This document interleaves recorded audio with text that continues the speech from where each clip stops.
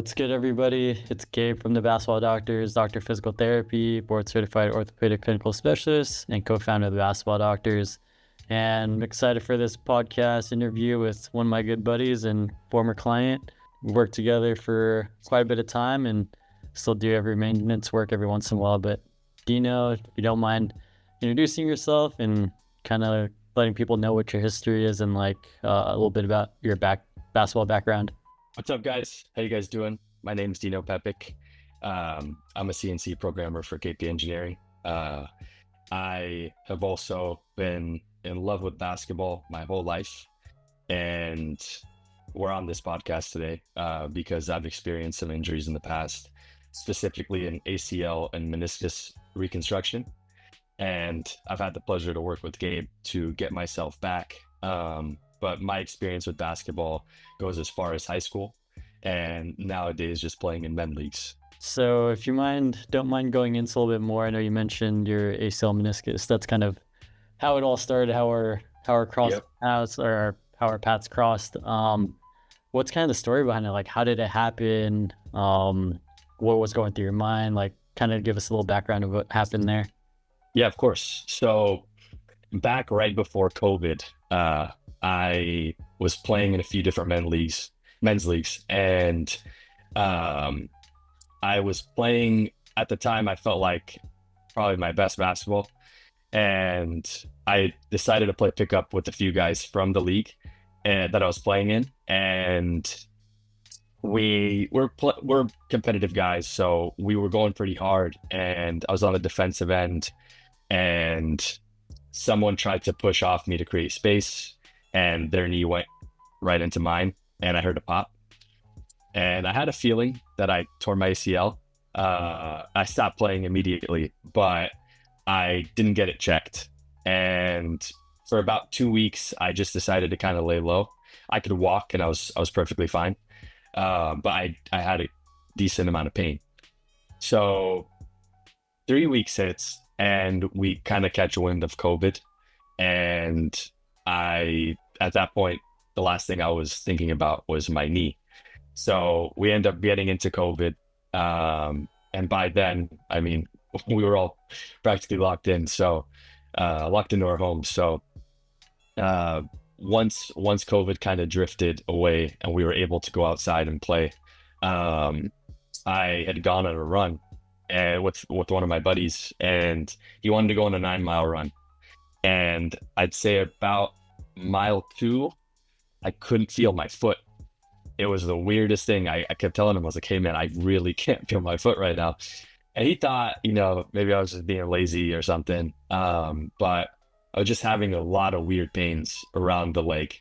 And fast forward, maybe about a few weeks later, we decided to go play basketball, and we found an outdoor court that we could play at.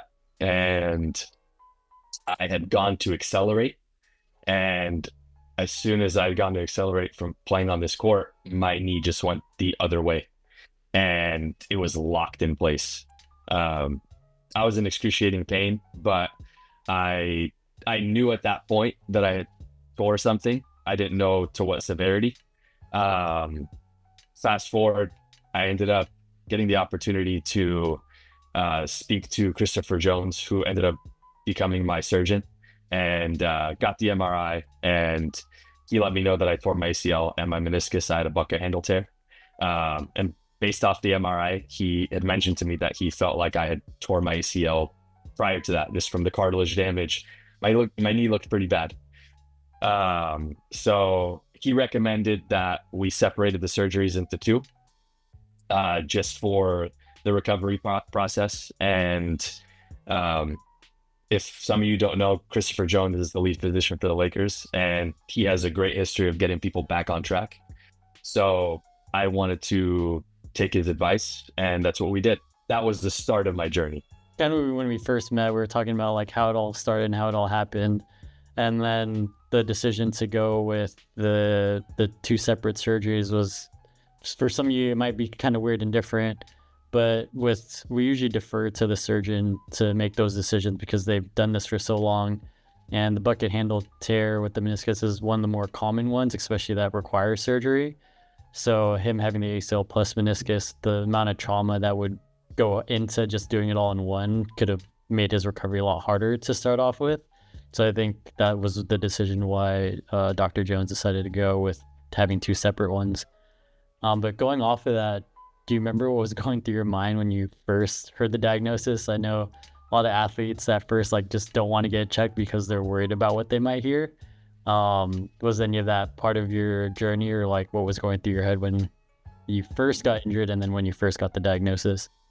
Yeah, at the time I knew for sure that it was bad.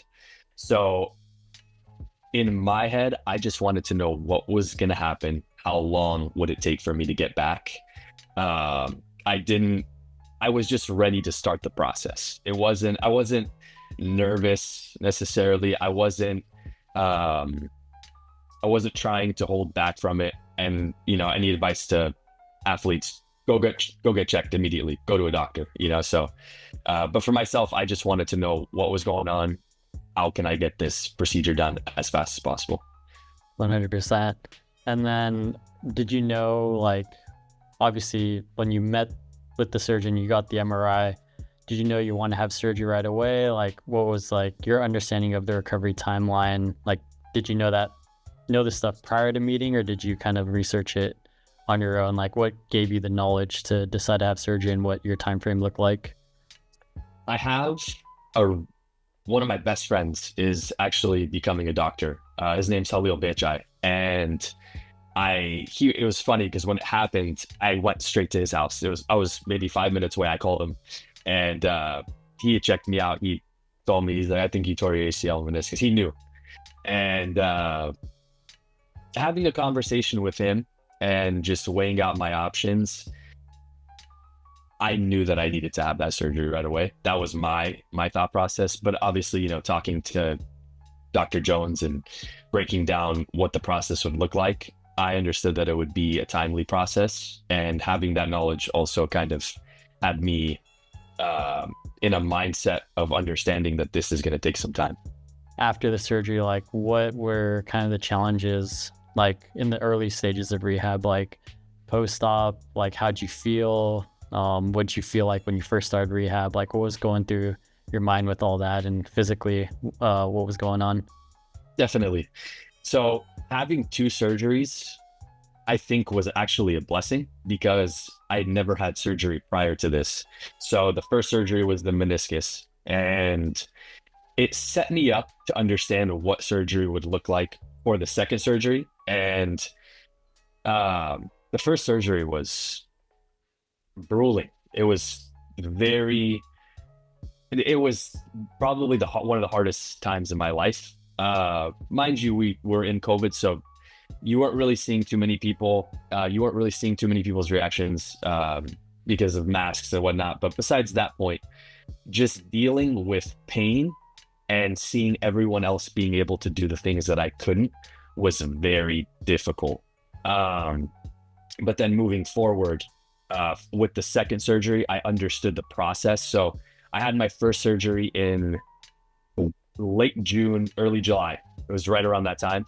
And then my second surgery was in August. So having that amount of time to be in a mental space of, okay, this is terrible, but then also finding myself, getting better and seeing the progress, having that second surgery, really, I felt like I was confident and prepared enough to understand where I'd be moving forward. If that answers your question. Yeah, 100%. Yeah. And just for the audience, did you have meniscectomy or meniscus repair? I had a meniscus repair. Yeah. So for some of you guys that don't know, repairs are usually a little bit more challenging early on because of your non-weight bearing. They suture it down so that it heals. Tough for short term, but better long term for knee health. So whenever someone has a chance to repair the meniscus, we always recommend that if possible, just because, especially if you're young, you want to have a healthy knee for as long as possible. And if you remove the meniscus, you get a lot of faster wear and tear and arthritis in the knee. So it's always good to repair it if possible, but sometimes you can't. That's why you rely on the surgeon. But moving on from that, you were mentioning like seeing people do things that one you weren't able to do. Was there any like big milestones or turning points in your rehab or like exercise journey where you're like, okay, I'm starting to turn the corner a little bit? Definitely. Before I get into that too, I just would like to mention that it's really important who your physical therapist is. I was fortunate enough to have Gabe as my physical therapist. And the reason I say that, and I'm going to tie it into that milestone, is because when you have someone who genuinely cares about your progress, they're going to put the time into you hitting those milestones, you know? So Gabe was somebody that would, you know, and granted, I wanted to come back as soon as possible. I wanted to put myself in the best position, and Gabe saw that as well. So Gabe would tell me, "Hey, come by a little earlier, you know, so we could spend a little bit more time together." Very, very fortunate for my situation at the time. There was one milestone that I could recall that really set the tone for me moving forward, and it was after the second surgery. It was about, I want to say it was about 3 to 4 months out, maybe a little bit further out. Two things. So I had already started jogging and running. Maybe it was month 5, but Gabe had me running routes, and it was the first time that I had felt normal again, because you're going through tedious work every single day, doing the same thing, right? Or 3 times a week, 4 times a week, however many times I was going to PT at the time, and doing it on my own as well. And you're doing the same thing, hoping to just get a result, right? 2 months goes by, and obviously you're adding weight, or, you know, adding a new workout to your routine. But the first day I ran a route, and it was similar to what football players would do with running routes. And we do things with tennis balls where Gabe would, you know, find me and I'd have to catch the ball and whatnot. But I just remember understanding all of the hard work that we put in, all those times that I decided to come in at 6:30 because Gabe decided to get there earlier before they opened. Things like that, where you see that work coming together, you know, it makes you emotional. You go home and you're ready to cry, because you see yourself coming back to where you want to be. But that right there, and then you know, and I believe it was that same day you told me to bring a basketball, or you may have brought a basketball, and we're on the turf, so it might have been a little different, but you had me doing in and out drills, in and out dribble, three dribbles, in and out cross, 3 dribbles, in and out, 3 dribbles behind the back, or whatever it was. And I just remember that, and being injured or having surgery really puts yourself in a mental state that you don't know if you're going to come back. You want to come back, your mindset is to come back, but doing some of the drills, even like box jumps or anything with lateral movement from coming back from ACL injury, you tell yourself mentally that you want to come back, but you also are so scared to come back. It's a fear of getting hurt again. So doing those things and feeling normal it was a euphoric experience. No, it's awesome. Yeah, I do remember those early mornings. Yeah. Just different time of my career during that time, but it was a great time working with Dino with all that stuff. But before we get into, I want to dive a little bit more into that mindset shift and like that approach. But it's tough, because I remember just working with a bunch of people, different types of athletes, going through this injury process. It is challenging. It's grueling. Sometimes it's not fun. You're going to have up and down days. And then that's where, like, as a physical therapist, you have to understand your athlete, or understand the person that you're working with, that they need just little reminders here and there of like what they can get to or what they can become. So it's like, if it's getting a basketball in their hand, doing something different, or like something athletic related, it just creates a different click in their head, because it does get tedious at times when you're doing just a bunch of strength training, a bunch of stability work, and you do all of these movement training, but then you got to remind them like, this is why you're doing it. And once they realize that, or once you show them that, they're like, oh, something clicks in their head, and like, oh, I can do this again. And it's really cool to see, not only like to see their joy and see how happy they are, but it's also like, it's a good reminder for yourself. It's like, this is the point of it all, you know? But yeah, I just wanted to get a little bit more into it. If you have any other tidbits or anything, whether it's like advice or any like mental tips where you felt like that shift with whether it's confidence in the knee or confidence into getting back in the sport or confidence with like doing simple things like going up downstairs, squatting, things like that. Anything you got? Yeah, of course. Everyone's situation is different, and everyone comes from a different mental space, but keeping the main thing is extremely important. And it's just what you want out of it. I came into this understanding that and this was just my mental understanding of where I was. I took this injury as a place where I would find myself in the best opportunity in my life. I tried to look at it that way. And when you look at things, when you seek the positive from a negative, you typically find joy in the little things. So keeping the main thing, and just finding discipline within yourself, because this is going to be the time when you need to be as disciplined as possible. So that's probably the best advice I could give. And just be consistent. Whatever you got to do, just be consistent, and there's always light at the end of the tunnel. Sometimes it doesn't feel that way, but that's probably the best advice I could give. That's awesome, man. And it's good to hear from someone who goes through it, right? It's like the best advice is from people who've gone through it and successfully returned. I know we're going to skip the huge part of the rehab process, just because I would want to get more to like, I feel like this is why we brought you on. It's because you're so relatable to a lot of people. Like, you love basketball, you're still playing, you've had this injury that unfortunately people have, and you're able to return to sports successfully and still playing basketball and stuff like that.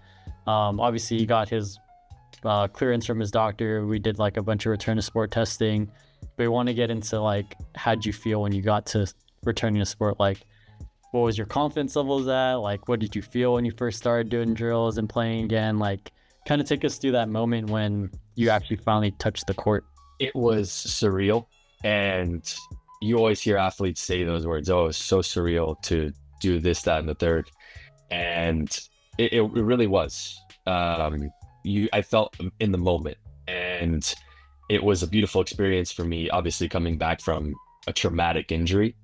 And it made me understand why I was doing what I was doing. And I believe it was the first time I played basketball in a 5-on-5 game was in Michigan. And I got cleared to play. I hadn't played 5-on-5. I played 1-on-1 with Gabe. I played 2-on-2 with so-and-so. And I decided to play.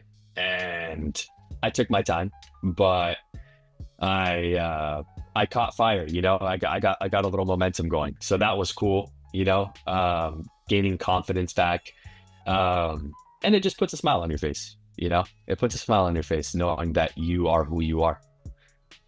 I feel that. I mean, it's one of my favorite things. I'm just blessed right now that I'm still capable of playing basketball, but one of my favorite things to do is when a client wants to return to sport, or especially basketball, I'd always love to just get on the court with them, play 1-on-1, 2-on-2, or do some drills, or if we have the chance to play 5-on-5 together. It's always such a cool, like, full circle with it. So it was great to do that with Dino.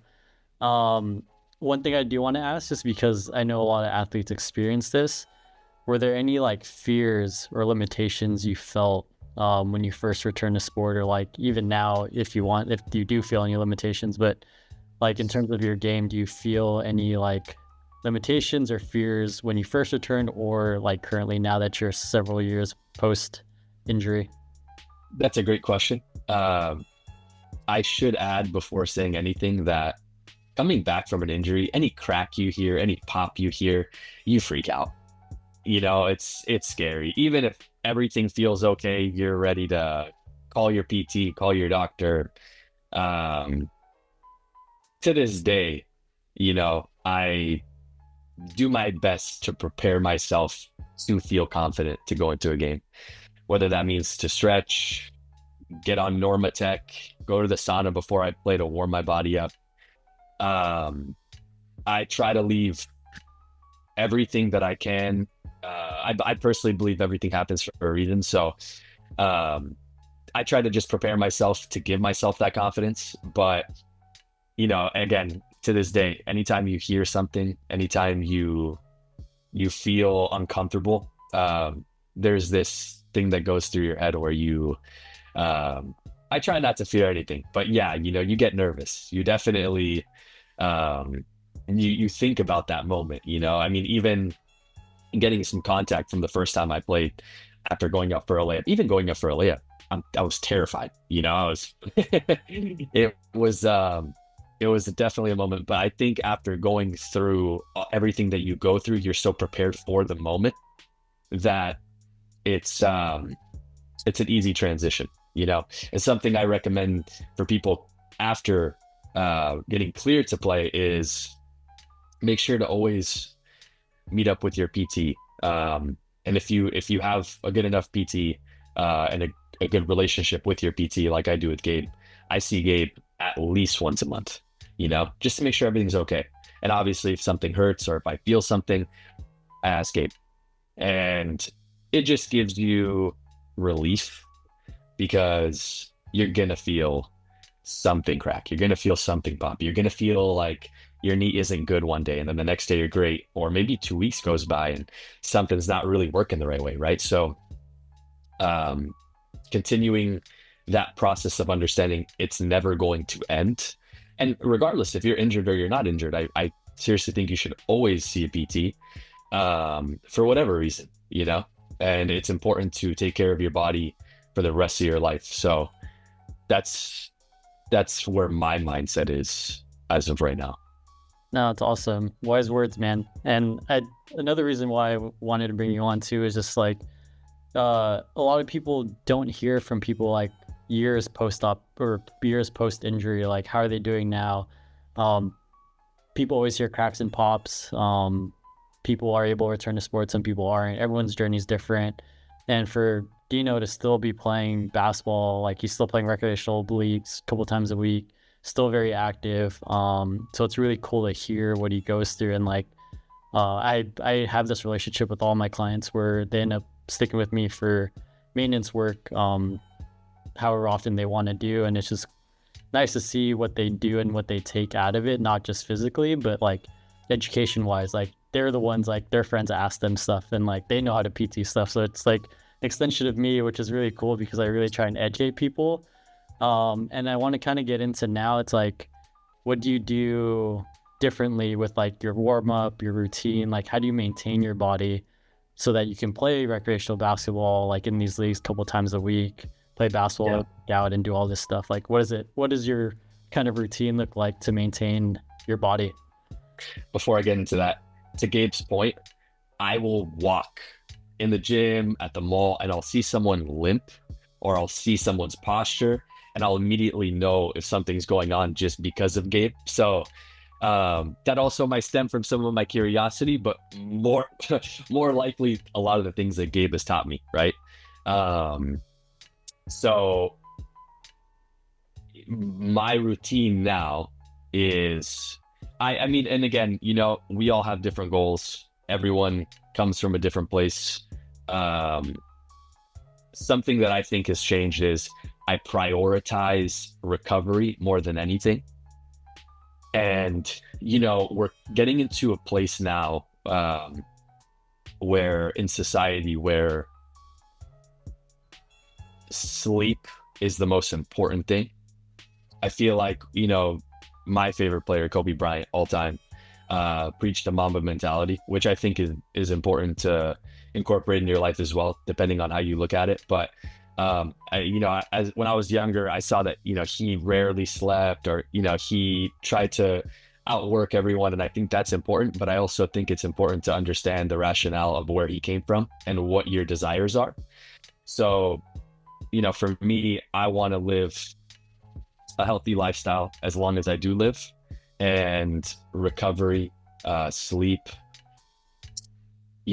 just understanding the older I've gotten that, maybe a night out isn't always going to happen on a Friday night or a Saturday night. And maybe it's that I'm getting to bed early that night and waking up and, getting my stretching in. Right now I'm working out about 6 days a week, playing basketball two, 3 times a week. So that puts a lot of toll on your body. And I know a lot of people are picking up pickleball now. I've been playing a lot too. So I'm sore and I'm getting older. So the consistency of my recovery and understanding that I need to be stretching every day with, when I'm playing pickleball or basketball, it's dynamic stretching for at least 15 minutes before a game.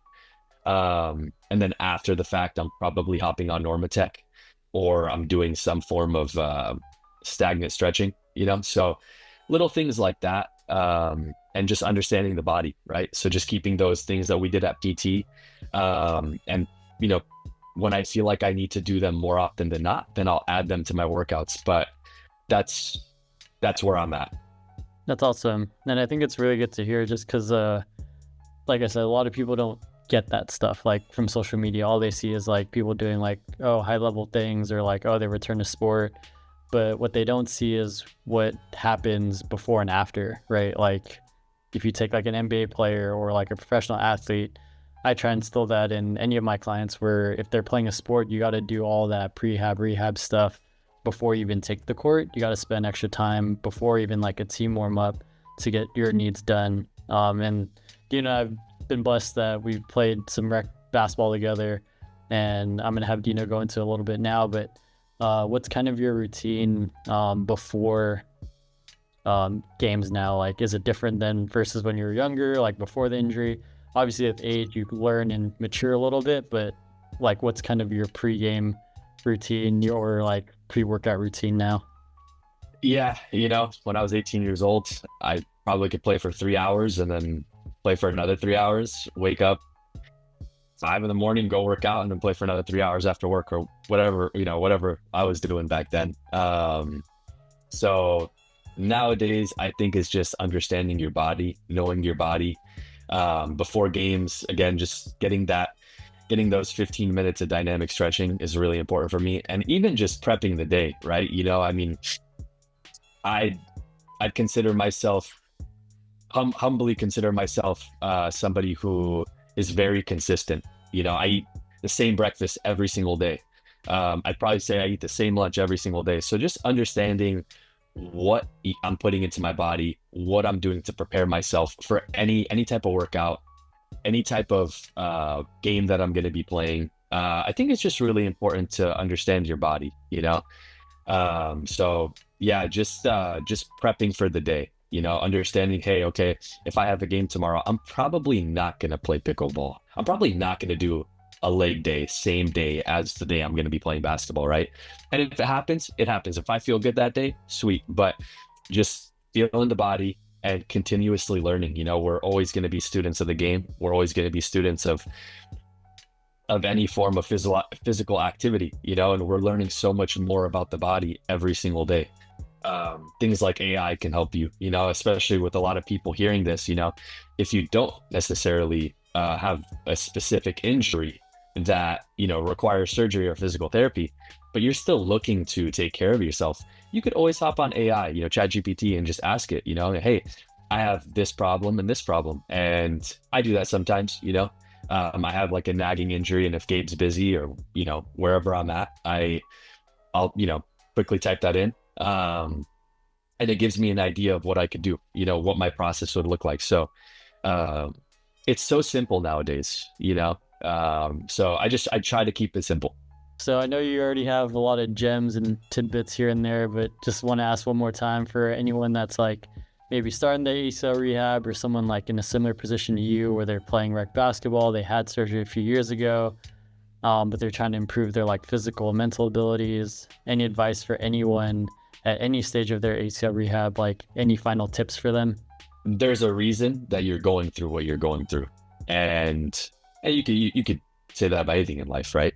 But it's all about your perspective. So you can look at yourself and ask why, or you can look at yourself and say, all right, well, this is going to lead me exactly where I need to go, And the beauty of it is, for myself, and I guess I can leave off on this, is when it happened, I was introduced to one of my best friends, who's Gabe.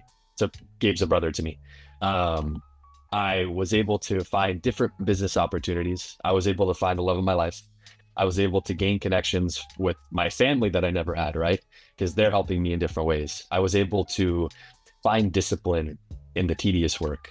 And again, it was just my perspective. I tried to live every single day in the moment, understanding that anything could happen and that the best things could happen to me. So just understanding that, even at the lowest times of your life, life's like a roller coaster. You're trying to build momentum, right? So you can go all the way down, right? The whole goal is to try to build yourself up, right? We're trying to build momentum, right? We're trying to make this the best ride we possibly can. So believing in yourself and just really never trying to look back until you really need to reflect on your life. And when you reflect, you'll know what it really was.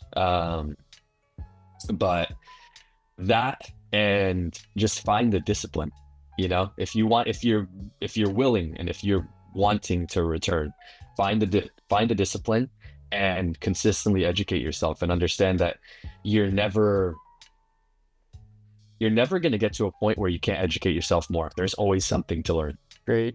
Love it. And I'm just going to go a little bit more off of that. Is just, I feel like every little thing in your life, how you approach things, trickles into other parts of your life. So if you take, whether it's basketball, work, how you live your life, all those little things that you do will translate into others. So if you're very disciplined, if you work hard, if you're respectful, whatever it might be, you can tell how people are based on how they do like the most simple tasks. So it was just like nice working with people that have that mentality where it's like, even though this might seem very minute or simple, if they work at it with that perspective, I feel like it can go a long way in all parts of your life. But last question that we like leaving off of is, what is your favorite basketball experience or memory to date? There's so many that you could think of. Family's the most important thing to me. My family, my faith, and I was able to play in a tournament one time when I was in high school. I was able to play in a tournament with my family, and we ended up winning the tournament. And I'm glad that this is the last thing, I guess, that we're gonna say, because if you got this far in the video, I think this will really resonate with you. But so many people think that, like if you're in a men's league or if you're not playing professional basketball, that a win doesn't really matter in their book, right? It's not a historical event. And truthfully, I mean, you can look at life that way too, right? I mean, you can look at life and think that nothing really matters. So it's your life, and we're all living in it. And it's just how you want to look at things. So it was a hallmark moment for me because I was with my family, and it was like my introduction of me I believe I was a sophomore in high school. So it was me trying to become better at my sport, and I was able to play well and win with my family. And it was just a great moment for me to feel that, and do that with my family. So whatever you do in your life, whether it's playing a basketball tournament, whether you're a professional athlete, whatever it is, just do it with passion and understand that it's your life. So we're just living in it. Love it. And I'm gonna ask Dino off camera if he wants us to leave his like any social media or anything. If we'll leave it in the descriptions and all that stuff. So if you want to reach out to him, we'll ask him if it's okay. If it's not on there, then just anything you guys need. If you guys, I've been there, done that. If you guys have any questions at all, feel free to contact me at my Instagram. I know Gabe will drop it. I'm here anytime. Awesome. Well, appreciate you stopping by. I feel like you've gave a good perspective of someone that's more typical with this, our audience, because not everyone's a professional athlete, but we like working with people with a professional mindset, and you definitely have it. And appreciate you dropping some knowledge bombs for our audience. Likewise, brother. Thank you for everything always. I think people could really use it.